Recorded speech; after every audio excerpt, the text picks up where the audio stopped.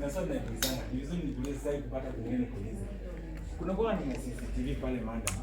Na hizo CCTV sijaisikia hata siku moja umeambiwa juu hizo CCTV ulete footage fanyie nini hapo.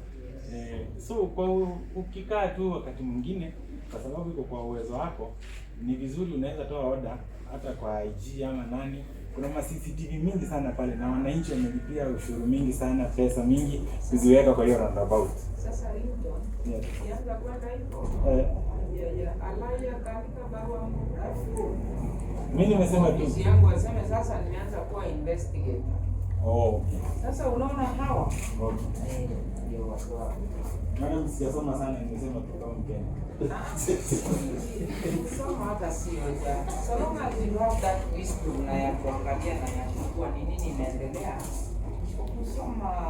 Kusoma ni kuongeza maarifa.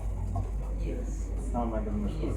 Kusoma ni kuongeza maarifa kama hivi sasa yenyewe nasikia dunia. Sasa unaweza kwa usisome. Kama wazazi wetu, lakini they are very wise. Very wise. Hata ndio walinisukuma nikasoma.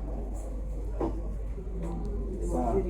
Hapo enda shule lakini alimake sure msichana wake ameenda shule. Asante. Is that alright? Pia huyo anataka aende. Wakili yako na kesi ingine mahali. So tulikuwa tunaongoja tusikie ni nini mnaona. So hiyo mambo ingine mimi siwezi kuingilia ndani. Kuna wakili wako. Okay. Tunakaa tu na hao chini tunaongea. Okay. Asante. Thank you.